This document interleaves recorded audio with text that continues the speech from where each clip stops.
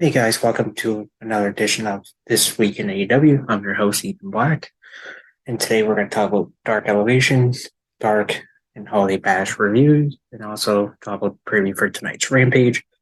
So we're going to start from Dark Elevation this past Monday, December 19th. The opening match, Marina Shafir defeat Jasmine Allure in 1 minute 30 seconds. Not really of a match. Marina Shafir hits a hip toss, and then hit toss Allure cuts back with some forearms. Shabir hits a vicious kick right to the face and then locks in an arm submission for the win. Then we go backstage. So Lex Nears with Matt Hardy and Isaiah Cassidy out the firm. Matt Hardy asks why he's here, and Lex Near tells me he can find update on Mark Quinn's injury. He said Hardy just doesn't know where Quinn is. Stokely Hathaway walks in. He said he's scheduled the interview. He said Ethan Page will replace Quinn in the 12-man tag team match. Hardy asks why. Page said they'll be their friend and partner when they lead in the victory, and then he'll show them how to wrestle and then walks away. Second match, Emery Sakura and the Bunny defeat Gigi Ray and Lady Bear Morrow in 2 minutes and 45 seconds. Lady Bear Morrow based on Emery Sakura start off the match. Before Sakura gets in control, takes in the Bunny hits stomps. Morrow takes in Gigi Ray. She hit the flying form, but the Bunny hits a stomp. Sakura gets tagged back and they deliver the "We Will Chop You" chops. The crossbody, Ray hits Itziguri. And the match happens where the Bunny hits Monroe with down the rabbit hole for the victory. Our third match, 12-man tag team match, is the Trustbusters with Sonny Kiss, Slim J, and Ari Daivari goes with the Wingmans, Peter Avalon, Brian Name, and Caesar Bonani goes against the firm's Ethan Page, Matt Hardy, and Stan Cassidy, Top Flight, and Konesuke Takeshita. Match starts with Ryan Evans attacks Darius Martin, while Peter Avalon attacks Dante Martin. Top Flight fights back at double draw kick. Takeshi and Slim J get tagged in. Takeshi hits a Blue Thunder Bomb. Excuse me there. And takes an Isaiah Cassidy. Slim J sends Cassidy in the corner. He takes a Sunny Kiss. Sunny Kiss takes control before Cassidy hits a Tornado DT. Cassidy tries to tag in Ethan Page, but Page tags him when he tells him to. So Sunny Kiss takes advantage and sends Cassidy down to the mat. GFK, sorry, it was GFK, not Ari Daivari. My apologies there. Gets tagged in, takes over in control of Isaiah Cassidy before Peter and Matt Hardy get tagged in. Matt Hardy sends everyone face first in all three turnbuckles. Hardy tries to go for a twist of fate. Ethan Page tells him not to. So Peter Avalon takes fish and tags back and Kiss. Trustbusters take control of Matt Hardy before Kiss hits a split like leg drop. Takes a Slim J. Slim J hits the right hand, but Matt Hardy comes back, hits a neck, takes a Dante Martin.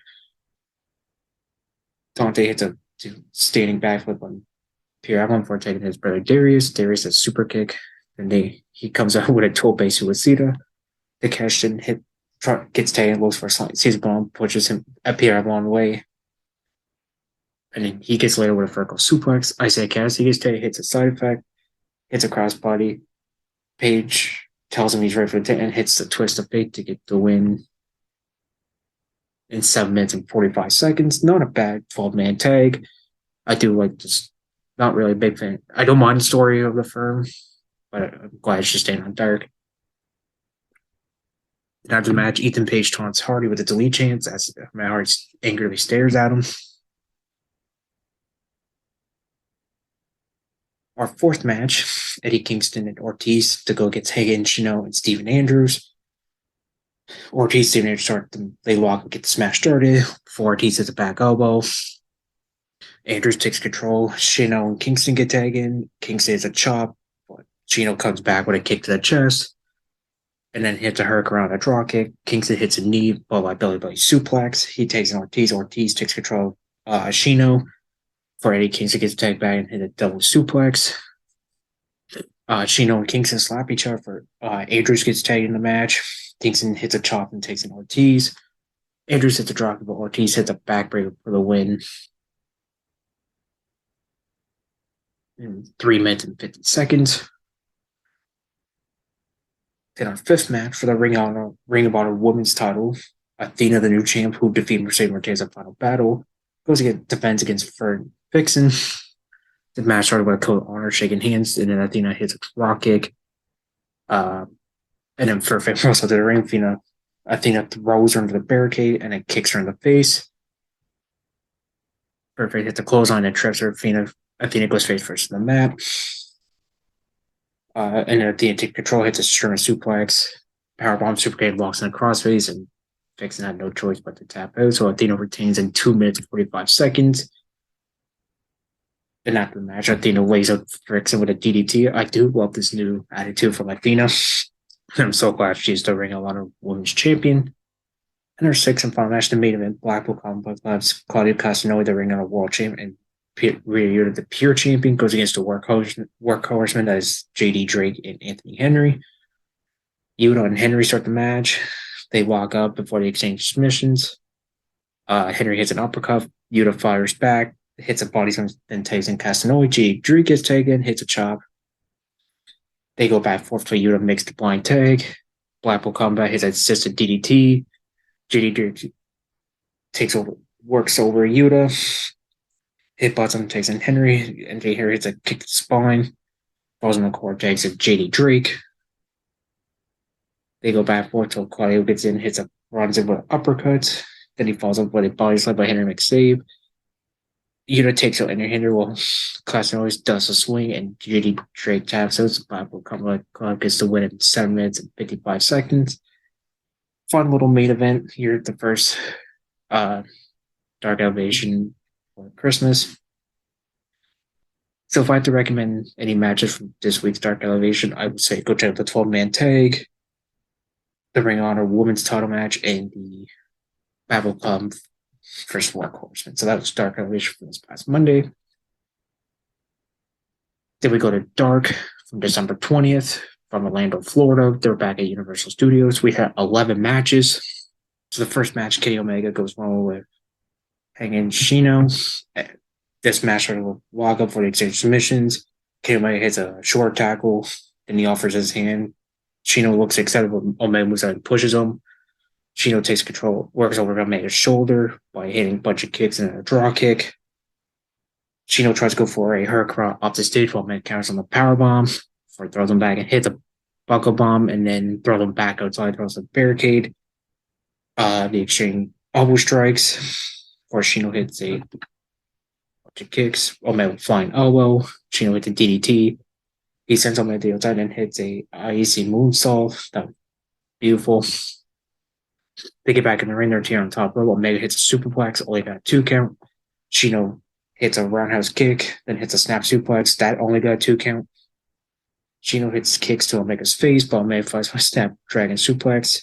Match comes to an end when he hits a lariat, then a feature, and the one-winged angel. They score the win at 11 minutes and 16 seconds. Excellent match opener between these two. Well, actually, one of my favorite dark matches in a very long time. I gotta take a drink. I would recommend going to this match. I give it 8 out of 10. The second match, Action Andrade goes along with Vicious Cash. They exchange submissions. Andrade hits a dirty DDT up the ropes before hitting a bunch of rapid fire chops in the corner. Cash comes back with a bunch of right hands. But takes control, hits a lariat, backbreaker, neckbreaker, sends him to the outside, hits a tope suicida. Match comes to an end where he hits a thrust kick and then a running star press to score the win. Not a bad match. I give it 5 out of 10. The third match, Maria Shabir goes home with Angelina Risk. Shabir targets Risk's ankle before Risk comes back with some right hands. Shabir hits a backbreaker and locks in a arm and shoulder submission. I think she calls it greedy. I'm not 100% sure on that, but she gets to win by submission. It was a squash. I give it 2 out of 10. Then we get a video package of Julia Hart talking about her journey in AEW and how the House of Black has helped her. Then we go to our fourth match. Parker Boudreaux goes one with Gus De La Vega. Boudreaux sends him to the mat. Hits right hand to the corner. Vega comes back with a boot. He tries to go for a crossbody, but Boudreaux catches him and throws him top turnbuckle. Hits a jumping knee to the jaw of De La Vega. And hits like a back suplex side slam for the win. Another squash match. Boudreaux. I've been impressed with his work since NXT when he was known as Harlan. I give this match 3 out of 10. We got a trios match. It's Chaos Project. That's Luther and Serpentico. Diesel and Helico against Jay Marty, Jared Diaz, and Richard Adonis. And Helico and Jared Diaz starts off the match. They lock up, exchange submissions before Serpentico gets tagged in. Hit delivers a chop. He hits a hurdler draw kick, takes in Luther. Luther beats him down, takes in then Pentico, sorry, gets back, tagged back in the match. Chaos Project works over Diaz for Diaz hits up on Serpentio. Richard Adonis gets tagged, hits a suplex. Jay Marty gets tagged in, beats him down. They go back and forth. Then we get Adonis to Luther. Luther hits a Larian and Body Slam, takes in Serpentico, Serpentico beats him Adonis before, and Hideko gets tagged and locks in the Navarro Death Roll for the win. Not a bad match. I give it 4 out of 10. So after the match, Tony's finally gets in the ring to announce that Enhalgo and Serpentico are the new Spanish commentators for Dynamite, and also their group name is now Spanish Announce Project. And there's a certain indie tag team called the SD Maximos, Joe, and Jose. They went to Twitter. I don't know if you've seen the drama, but they've been calling out Serpentico and Tony Khan AEW about it, as they had the name for, I believe, like 20 years. So, 6th match is Julian Hart. Goes on with Server 7. This was another squash match. Julian Hart hits a thrust kick, back elbow, shovel, shots to back, and then locks in Heartless for the win. 2 out of 10. Then we get tag matches. Jeff Jarrett and Saddam Singh team goes for Rosario Grillo and Dean Alexander. Singh charges at Alexander in the corner, hits a crossbody. He takes in Jarrett. Jeff Jarrett delivers some stomps before Grillo gets the tag. But Jarrett hits right across the spine, hits a Larry, takes Singh back in. Singh hits a big boot choke slam. Jeff Jarrett gets hit and hits the stroke for the win. Like an easy night for this team. After the match, Shivani enters the ring and Jeff Jarrett addresses the AEW World Tag Champs, The Acclaim, and Billy Gunn. And then if they're going to challenge for the World Tag Titles, and they're going to win them. So match number 8, it's the tag match. The Wingmans, Ryan Nemeth and Pierre Avalon go against the Midnight Tribe of Jake St. Patrick and Sage Scott. So Nemeth and St. Patrick start the match with a walk-up. Nemeth hits him right hands, raking the eyes, takes in Avalon. Avalon hits a back elbow. St. Patrick gets in some infants, but Pierre Avalon just levels him, brings back in Ryan Nemeth. Nemeth pins St. Patrick, but only got a 2 count. He hits an insecurity. Sage Scott gets a tag, and he hits a belly-belly suplex. Goes for the cover. Pierre Avalon breaks up the fall. At the end of the match, Nemeth hits the hunk of love. That's the Rude Awakening neckbreaker for the win. I'm not a big fan of the Wingmen. I just don't know what it. I just can't get. Not a big fan of them. I do like Pierre Avalon. I think he's great in the ring. Ryan Nemeth, I'm not the biggest fan of him, but I give it 3 out of 10. Match number 9, Cape Sabian goes on with Caleb Colony. Sabian hits a kick. That only got a 2 count. Colony trips Sabian. He slingshots him back in the ring. They trade elbow strikes before Sabian hits a headbutt. Colony hits a rolling elbow, then charges at Sabian. Sabian, since Colony deals out with a kick, then hits a kick off the apron, then falls over the moonsault, throws him back in the ring, hits a missile drop kick, followed by cannonball, and then a twisting neckbreaker. I think he calls it the Deathly Hallows for the win. This match was great. I said this is probably the second match of the night. I give it 7 out of 10. This match and the Omega and Shino match, I would go definitely check out. Match number 10, it is a TBS title eliminator match. The TBS champion Jade Cargill goes on with Dream Girl Ellie. What that means is pretty much if Dream Girl Ellie wins, she gets a future shot at the TBS title match. Cargill wastes no time. She sends her to the mat, throws her in the corner, hits an uppercut. Pretty much a forearm follow slam, pump kicking, and Jada for the win. Dream Girl is not getting a TBS title match. This was a squash. I give it 2 out of 10. In the 11th and final match, Dark, Ricky Starks goes on with the Wingman Caesar Benali. Starts at the boot to Benali's midsection, but he fires back with a short tackle. Was in the corner and fires a series of boots in right hand. Starks comes back with a DDT and a spear for the win. It was nice seeing Ricky Starks back here on Dark. I give this match, I say this is the 3rd match of that. I give it 6 out of 10.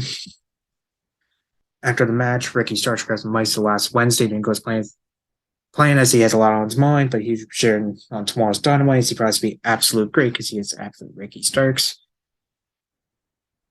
Not a bad episode. Dark 11 matches, a lot of squash matches. If I had to pick, if you had to cherry pick, my three personal recommendation would be Omega and Shino, Starks and Benani, and Sabian and Camp Colonies. That is AEW Dark this past Tuesday. So now we go to Holiday Bash from Wednesday, December 21st, from San Antonio, Texas, at the Freeman Coliseum. So we kick it off with Ricky Starks. He's in there. He said he would be nice to in the ring as AEW World Champion. He said that's on him because he should know better. At least he lost as a man, as MJF won as a coward. And MJF said, it says MJF doesn't have a pair of balls. He said he'll get another chance and he'll work his back up to the AEW World title shot. JS's Chris Jericho, Sammy Guevara, and Daniel Garcia interrupt him. Jericho's been watching Starks for a long time, and he did come close to winning the AEW World title. Calls out $1 million talent, guaranteed to be AEW World Champion one day, but he's not quite ready yet. After Jericho talk things over with Guevara and Garcia, he thinks Starks is everything, takes to be a big star in AEW. All he needs, so it's a little influence, advice, and a little Chris Jericho. As the crowd says, Sammy sucks. Jericho wants Starks to join the JAS. Ricky Starks said he likes how Jericho evolves, stays relevant. He was just built like an air flyer, but now he's just like a single father's fifth divorce. I did laugh. That was pretty funny. I laughed at that line. And he said, well, the offer was very tempting. He said, hell no, I don't want to join the JS. He just want to be part of the clout vampire, and his stock has been drawn since losing Action Andrade. In the J and JS, mod stand for jobbers. As the fans start changing them jobbers. Starks calls Garcia and Guevara a pair of JS a-holes, and asks what Jericho's done for us to join them. After making a private joke, he proposed something against he challenged Jericho to a match on the January 4th edition of Dynamite in Seattle. Dick Hager shows him from behind, takes him out as Jericho, Guevara, and Garcia attacks him. Ashley Andrade makes a save and takes out JS and hits Jericho with a split-like moonsault. This was a fantastic opener segment. I can't wait for Starks and Jericho on January 4th. Ricky Starks just owned Jericho and Garcia. Go far on Garcia. Oh my God, I mixed them together on this segment. So our first match is the fifth match of the Best of 7 series. It's no DQ. The Trios champ Jeff Triangle, who had 3 wins, go against the Elite at 1 win. Match starts out with a brawl. The Elite got sent out to the other with super kicks and then get hit with dives. The Elite takes advantage to attacking Pentagon Jr. in the corner. Michael Nakasawa joins in the attack, but Brand Cutler tries to stop, but Alexander stops, but they both get taken out. Pentagon Jr. hits Omega with a trash can, and then Death Triangle hits a triple team attack. They brought in and out of the ring. We go to pitcher and pitcher. We come back. There's a artificial Christmas tree in the corner. Nick Jackson hits a crossbody off the top of the Death Triangle for missing a super kick and gets hit with a steel chair in the corner. Omega hits a trash can moonsault on Pac. That only got a 2 count. Omega's on the ring, found a barbed wire broom, hits Phoenix with it. Young Bucks hit top rope moves to Pac and Pentagon Jr. for tables. That's inside the ring. Omega hits a Tiger Drive, basically the J driller to Phoenix on the broom, but the barbed wire got stuck with them. Somehow that only got a 2 count. The Elite tries to go for BTE trigger, but Albert Howard grabs his leg. But Omega hits Phoenix with the V trigger, but Phoenix reverses to a Hurricane that only got a 2 count. Alex hands Phoenix a hammer. That they've drawn his one through their matches so far. He takes out Omega, but that only got a 2 count. Pac locks in the Brewers with a barbed wire, but Mac Jackson breaks it up. They're trying each with 3 sets of hammers try to attack Omega, but the Young Bucks save him. Young Bucks hits the Meltzer driver on top of the chair to get the win at 13 minutes and 35 seconds. The Elite is now up 3-2, so next week, match 6 will be Falls Count Anywhere. I really like this match. All their best 7 series matches have been great. If I had to rank them, I'd probably say this be the bottom. I give this 8 out of 10. I recommend checking that match out. Then after the match, Death Triangle attacks the Elite. Then we get to see footage from last week where an angry AEW World Champ MJF is upset that Bryan Danielson ruined his moment last week at being Ricky Starks. And he said, when it comes to the Reign Terror, you will eat less than you deserve, but more what you deserve. We also go backstage. Tony Schiavone with Action Andrade. Andrade said he did the unthinkable and said some were saying it's the biggest episode of the decade where he defeated Chris Jericho. He says life hasn't been the same, but he knew that JS would take out someone, and that'd be Ricky Starks, before he gets interrupted by Matt Menard and Angelo Parker. He says he's on fire. As soon as the Andrade turns right, he gets hit with a fireball from Chris Jericho. First time we've seen the Wizard Jericho in a long time. Then we go to inside the ring where Renee Paquette is introducing Bryan Danielson. She asks Danielson how now Ron Regal's gone and where does he lead the Blackpool Combat Club. Danielson says he doesn't expect forgiveness for Regal before bringing up how he started training around here and in his first match 15 minutes away. He brings up he was trained by Shawn Michaels and Rudy Boy Gonzalez, but Regal is the one who turned him into a wrestler and the person he is today. He also said he loved having Regal in AEW.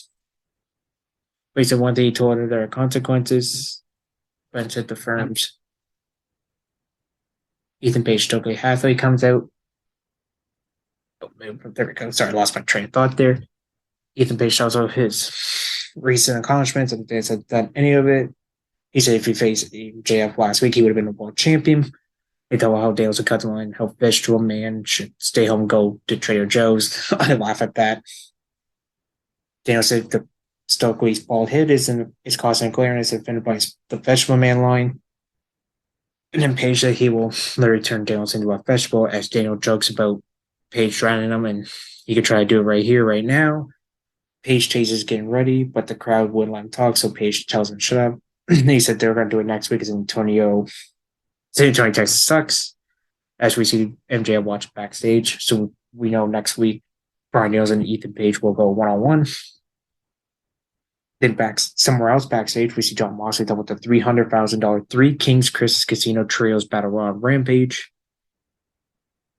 He says him and Hangman Page can settle this in the ring for a question. What is there so as Page got knocked out? The patient different told us the accident was supposed to happen. He's as good at his job before saying Darius Man is talented, but he's injury prone and will teach him a hard lesson tonight. Then we see in Tampa, Florida, we see a video of Small Joe the King on television, the TV champion and the TNT champion. So he's taking time out of his busy schedule to wish everyone a happy holiday, especially Wardlow. After giving Wardlow exactly what he asked for, he will take it from on December 28th. That is the New Year's Smash Show.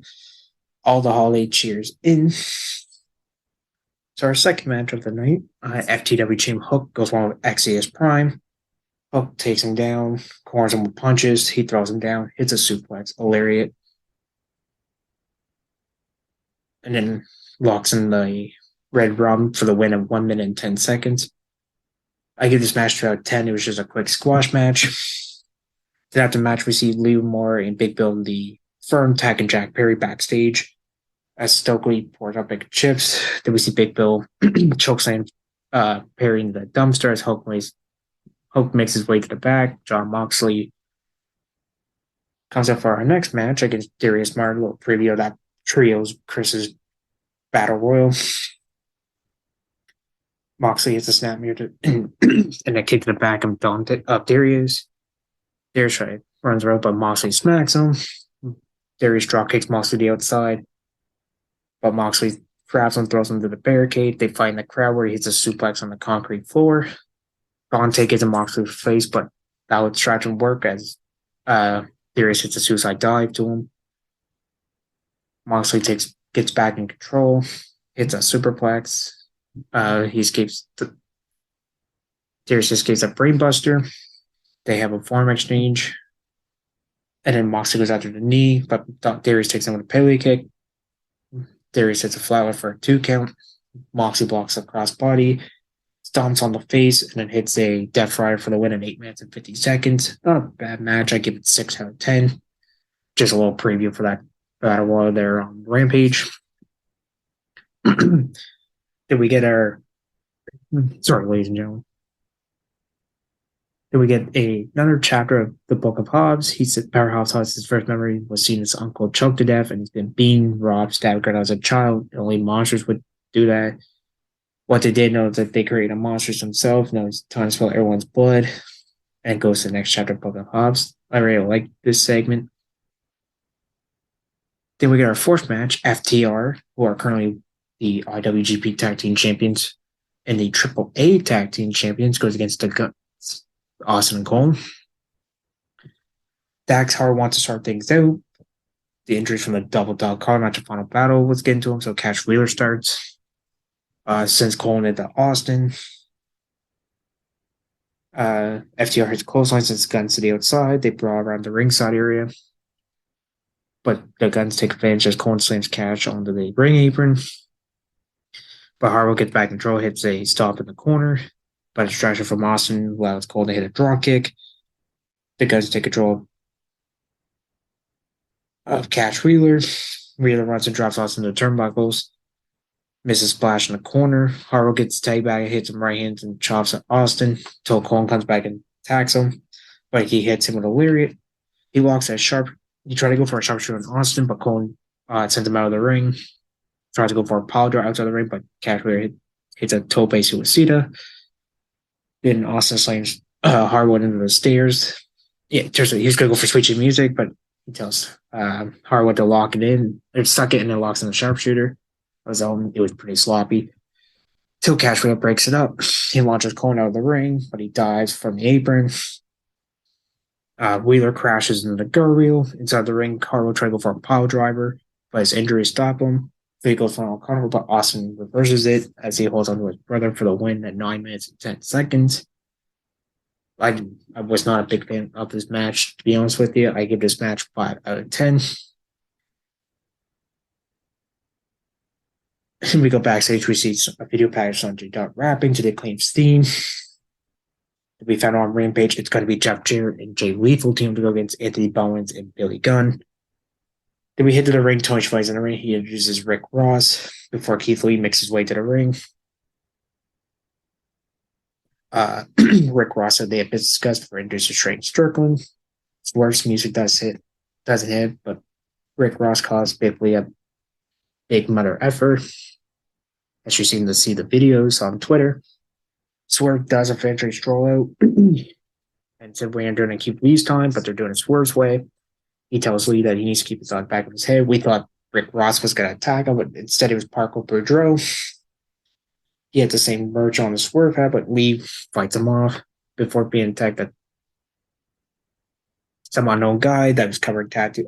He looked like that rapper, Tom McDonald. Swerve, Parker, and Arnold Man start tagging Lee as Ross called him the Mogul affiliate. And then Swerve hits a top rope stomp off the top rope with a center block to Keith Lee as they're on the steps. Besides Rick Ross calling Keith Lee that, I was not a big fan of this segment at all. Ooh, that was rough. I'm sorry. That was just too rough. And then our fifth and final match, the main event for the women's title, Jamie Hayter defends Hikaru Shida.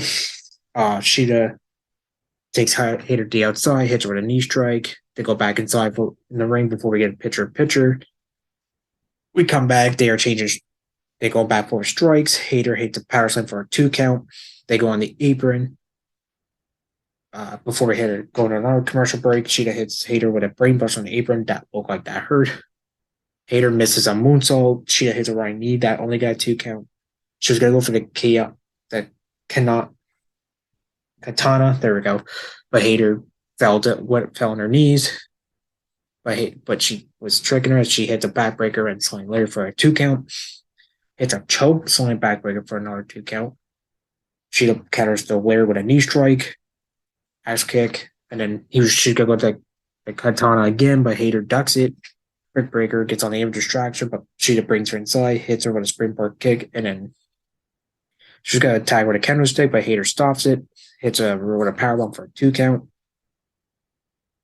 Jimmy Hayter hits a lariat. That's somehow only got a 2 count before hitting the Hayter rape for the win. 16 minutes and 9 seconds. I gave this match 9 out of 10. This excellent main event between these two women. I wouldn't mind seeing a rematch between these two ladies. And this is another match. I go check out that match and the opener between Death Triangle and Meat. So after the match, Rebel and Britt Baker attack Sheeta. Toni Storm makes her return, makes a save. She takes out Britt Baker, but Hayter lays Rebel with the women's title. They attack Storm, but Soraya runs out and lays out Britt Baker and Rebel as the babyfaces stand tall to close out the Holiday Bash. I thought this time it was actually pretty good. Great match.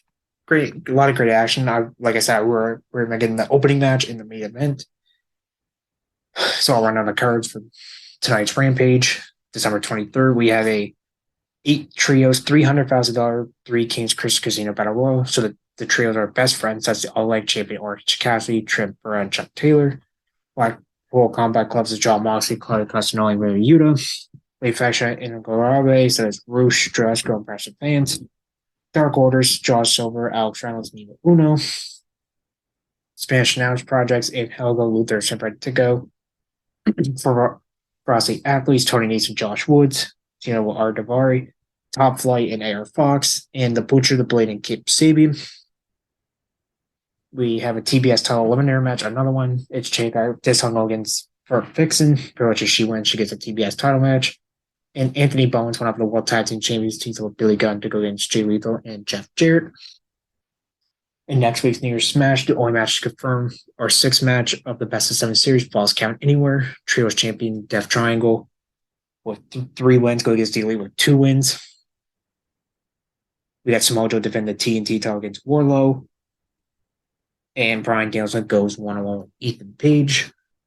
I also run on Dark Elevation for this Monday, so spoiler alerts. So it's the Beast of Burns, that's Maria Shabir and Nala goes Karsima, Leva Bates. Julia Hart goes 1-on-1 with Promise Braxton. Bunny and Massive Rain go 1-on-1.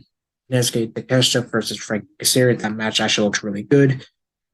Ruby Soho and Villanai go teams against Maddie Ryansky and Fur Vixen. Athena defends the Ring of Honor women's title against Akira Hogan. And Jurassic go with Jose that goes with Blake Christian. Out of those two, I actually look forward to the Kazarian Takeshi match and the Jurassic and Christian match. So yes, Hashem, thank you for tuning in to This Week in AEW. I'm your host, Ethan Black. Have a good and say happy holidays, and I'll be back next week. Thanks for listening to the WWE Podcast. Don't forget to subscribe on your favorite podcast app so you don't miss a show, or head to WWEpodcast.com. And for all of these shows ad-free, head over to patreon.com/WWE Podcast. Until then, we'll see you next time.